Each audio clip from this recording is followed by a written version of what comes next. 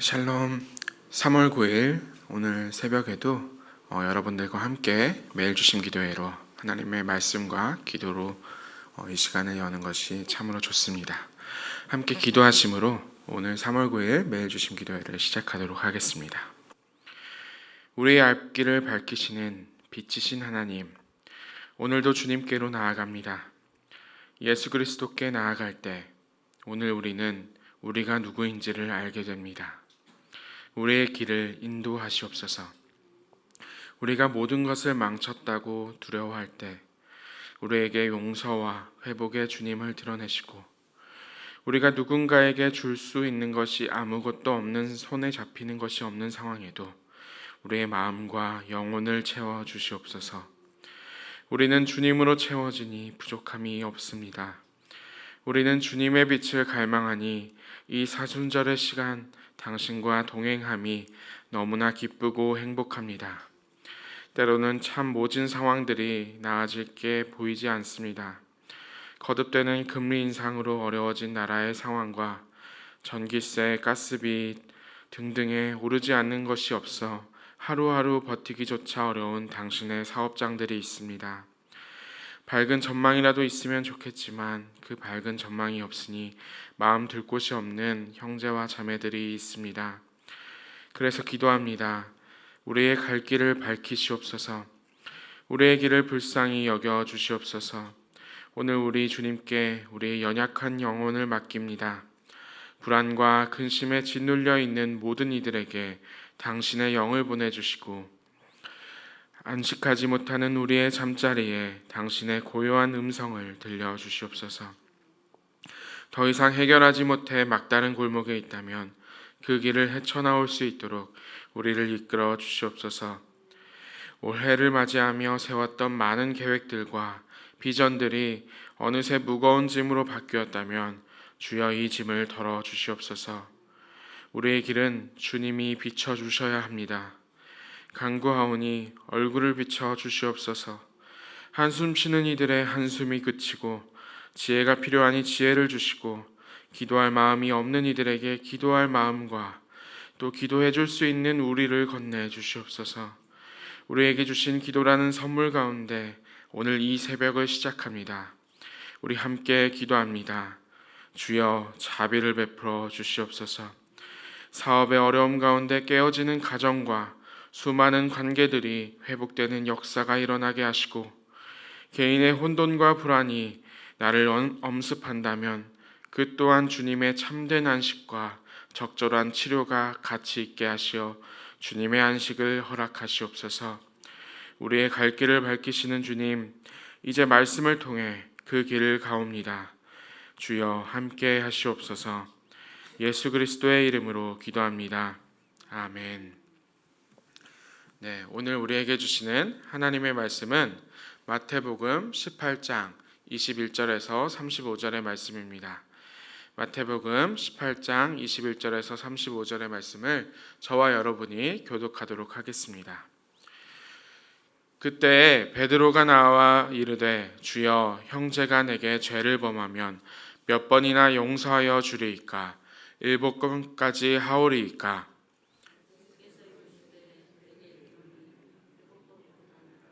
일곱 번을 70번까지라도 할지니라.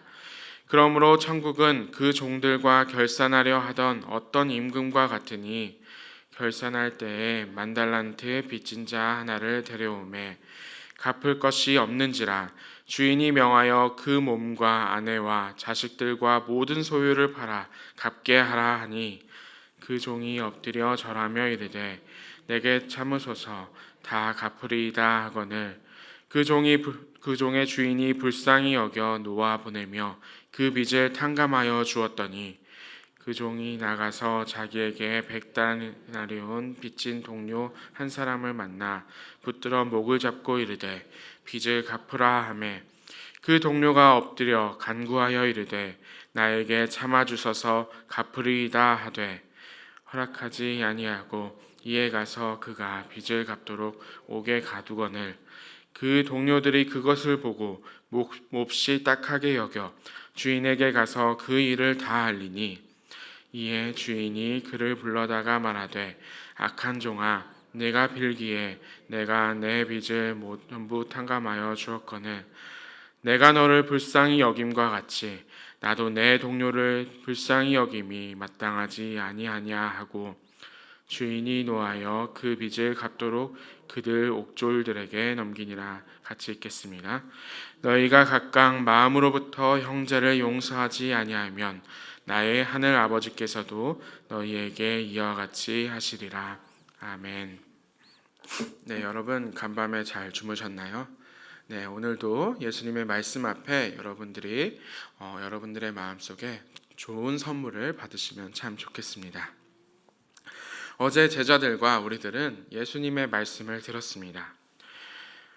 제자들은 특별히 귀를 기울여서 들었고 적어도 예수님이 당시에 랍비들과는 다른 가르침을 한다는 사실을 깨닫게 되었습니다. 그중 누구보다 나서기 좋아하는 한 사람이 있었습니다. 한 제자가 예수님께 나아갔습니다. 그가 누구인가요? 바로 제자 베드로였습니다. 베드로의 질문은 오늘의 말씀 가운데로 우리 모두를 초대하고 인도합니다.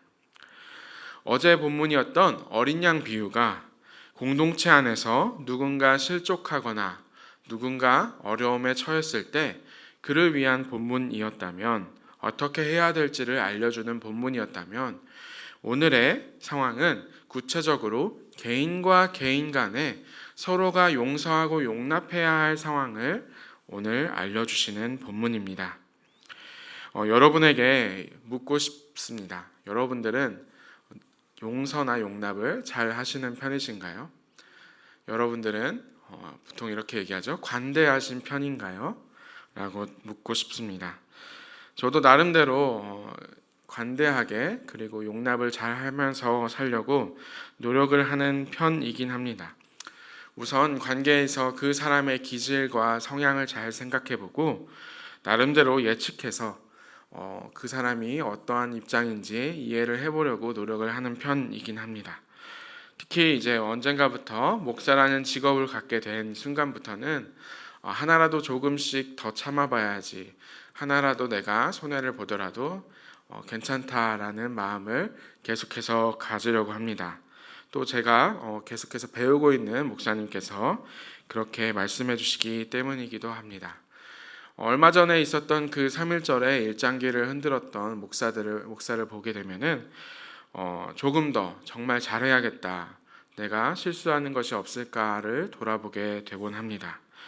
그런데 아무리 그렇게 하더라도 정말 잘 참아지지 않을 때가 있습니다.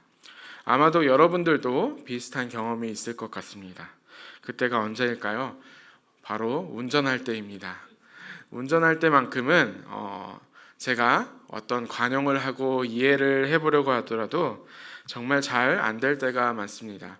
저도 나름대로 세보니까 한 17년 정도 운전을 했었는데 이 동안에 제가 계속해서 뭐 나아지느냐 보다는 오히려 연로하신 분들이나 미숙한 운전자들이 누구인지를 알게 되지만 정말 의도가 불순하고 자기의 욕심만을 드러내는 사람들이 참 많기 때문에 그런 난폭 운전을 볼 때마다 정말 속에서 치밀어 오르는 그런 분노나 이런 게 잘 자제가 안 될 때가 있습니다. 물론 보복 운전을 한다는 것은 아니고요. 제 마음속에 용납하지 못하는 순간이 어딘가 해보면 바로 이렇게 운전을 하거나 하는 때가 있습니다. 또 운전을 하다 보면은 그 사람의 성질을 알 수 있다라는 말도 있긴 한데요. 이것은 어느 정도는 맞는 말인 것 같습니다. 왜냐하면 운전이라는 게 자기의 목숨을 걸고 하는 일이기 때문입니다. 이게 정말 잘못되면은 나의 신변과 나의 삶에 큰 위협이 되기 때문에 운전에 대해서는 용납이 잘 안 되는 순간들이 있습니다. 또 한 가지 용납이 잘 안 되는 곳이 있다면, 제가 보았던 것, 또 여러분들이 아는 곳이 있다면 어디일까요? 저는 아마도 아쉽게도 정말 죄송하게도 많은 교회에서 이 용납하지 못하는 모습들을 보게 됩니다. 서로 화해하지 못하고 서로가 서로의 잘못을 정말 눈 감아주지 못해서 그것 하나 가지고 정말 많은 관계들이 틀어지고, 또 어떤 이들은 떠나가고 어떤 이들은 이곳에서 계속해서 슬퍼하고 힘들어하는 모습들을 계속해서 보게 됩니다. 저는 이 또한 이렇게 용납하지 못하는 순간들이 교회에서 일어나는 까닭은 우리의 영혼을 걸고 이곳에 우리가 있기 때문이다라고 생각을 합니다. 그래서 어찌 보면 우리는 우리의 삶과 우리의 목숨이 달려있기 때문에 이곳에서도 용납을 할 수 없는 것이 아닐까라는 생각을 하게 됩니다. 하지만 하나님께서는 분명하게 말씀하십니다. 용납에 대해서는 오늘 말씀을 통해서 분명하게 말씀합니다. 예수님은 베드로의 질문에 대해서 이렇게 이야기합니다. 7번을 70번까지라도, 혹은 70번을 7번까지라도, 뭐가 어찌되었건 총 490번의 용서를 하라고 말씀하십니다. 한마디로 말하면 정말 끝이 없을 정도로 무한정 용서하다 하라, 이렇게 말씀하십니다. 그리고 23절에 말씀하십니다. 그러므로 천국은 그 종들과 결산하려 하던 어떤 임금과 같으니. 아멘. 천국은 하나님 나라는 무엇과 같다라는 표현은 마태복음 13장에 있는 천국과 하나님 나라를 잘 설명해주는 예수님의 표현 방식입니다. 그 표현 방식이 오늘 18장에서 다시 한번 이야기하시는 것입니다. 이 표현으로 예수님께서 말씀을 하실 때에는 우리가 죽어서 가는 저 천국을 가정하고 그곳이 어떤 곳이다 라고 이야기하는 것이 아니라 바로 이 땅 위에서 이루어질 하나님 나라를 하나님께서, 예수님께서 어떻게 살라라고 이야기하시는 말씀입니다. 하나님의 통치가 이루어질 나라, 그것이 모형이 될 나라가 어디일까요? 바로 이 교회입니다. 그러니까 예수님께서는 말씀하십니다. 우리가 교회라는 이름으로 모여있는 이 공동체에서 하나님의 나라를 살아간다면 우리는 용납하고 용서하고 용납하고 용서하고 용납하고 용서하는 이 행위를, 이것을 계속해서 우리의 마음이 정말 힘들더라도 계속해서 해야 한다라고 이야기합니다. 그래서 이 비유를 드십니다. 이 비유의 이야기는 임금에게 한 종이 있었습니다. 그 종은 아마도 나라에 큰 역할을 했던 종이라고 할 수 있었을 것 같습니다. 우리나라로 예를 들면은 국민연금이라는 정말 엄청나게 큰 기금을 다루는 기관이 있죠. 마치 그런 기관이 거대한 자금을 운영하고 있었다라고 생각하면 비슷할 것 같습니다. 그런데 이 사람의 판단의 잘못으로, 아니면 어떤 정책이나 자기가 저질렀던 혹은 비리 같은 게 있어서 어마어마한 손해를 이 임금에게, 나라에게 끼쳤습니다. 10,000달란트 정도 되는 손해가 일어났습니다. 오늘날의 금액으로 환산하면 대략 3에서 5조 원 정도 됩니다. 그러니까 이거를 사실은 빌려서 이 사람이 빚을 지었다라기보다는 이 사람이 이것을 맡았는데 이 사람의 실수로 이 어마어마한 손해가 이 나라에 끼쳐지게 된 것이죠. 어마어마한 금액입니다. 오늘날 생각해 보면은 이렇게 손해를 끼쳤을 때 대부분은 아마도 이제 법정에 서서 그 책임을 물어야 할 것입니다. 그리고 당시의 시대라면 어땠을까요? 자기가 자기의 가족들과 그리고 자기의 그 모든 재산을 팔아서 갚겠다라고 임금에게 이야기하지만 사실 당시의 종의 값어치는 많이 쳐봐야 2,000데나리온 정도라고 합니다. 2,000데나리온 정도의 그 금액은 어느 정도냐면 6,000데나리온이 1달란트였습니다. 그러니까 1달란트의 그 빚을 갚기 위해서는 3명의 종을 팔아야 하는 것입니다. 그런데 이 10,000달란트를 갚으려면은 무려 3만 명의 종을 팔아야 갚을까 말까 하는 수준이 되게 됩니다. 그렇다면 이 사람은 어떻게 될까요? 아마도 평생을 갚을 수 없는 그 지경에 처해 있다라고 라고 보시면 될 것 같습니다. 그런데 이 임금은 이 사람을 불쌍히 여깁니다. 이 사람의 빚을 탕감해주고 용서해주기로 결정하였습니다. 사랑하는 여러분, 하나님 나라는 이러한 곳입니다. 오늘날에는 많은 사람들이 누군가에게 손해를 끼치고 빚을 지고 이것을 갚지 못하게 되면은 이것을 죄와 동등하게 여깁니다. 손해를 끼친다는 것 자체가 마치 죄악시 됩니다. 하지만 하나님은 그 모습을 보기보다는 그 사람의 마음을 보아 그 사람을 용서하기로 결정하였습니다. 우리는 언제나 숫자에 몰두하면서 살아가지만 우리는 언제나 정량적인 것, 셀 수 있는 것에 몰두하지만 하나님 나라는 정량적인 곳이 아니라 정성적인 곳, 그 마음을 보는 곳입니다. 그래서 그 금액이 얼마인지는 상관하지 않습니다. 그 영혼에 따라서 정량적인 것이 아니라 정성적인 것으로 이루어지기 때문에 그 영혼을 용서하기로 결정하신 것입니다. 세상의 기준이 정량에 있다면 하나님 나라의 기준은 정성에 있습니다. 그분에게는 모든 영혼이 동일하였습니다. 하지만 그것을 보여주는 이야기 뒤에는 그 탕감받은 이가 어떻게 살았는지에 대한 이야기로 마무리가 됩니다. 그 사람이 이제 그 빚을 탕감을 받은 후에는 그 사람이 어떻게 살았을까요? 그 사람이 탕감을 받았으니 이제 이 사회에 나와서 정말 용서를 잘 베풀고 살아가지 않았습니다. 자신이 용납받은 것을 다 잊어버렸습니다. 아마도 이해해보기는 그 사람은 이제 모든 것을 잃었으니까 자기에게 한 푼이라도 더 있었으면 좋겠다라는 마음에서 자기가 빌려줬던 그 100데나리온 빌려줬던 종을 찾아가 그것을 갚아라 라고 이야기했었는지 모릅니다. 하지만 그런 마음들을 볼 때 하나님께서는 그 임금은 그것을 용납할 수 없다는 말씀을 하시게 됩니다. 사랑하는 여러분, 하나님께서 용서를 베푸시고 이를 온전히 받아들인다면 우리의 삶은 변화하게 됩니다. 이 종은 그렇게 변화하지 못했던 것입니다.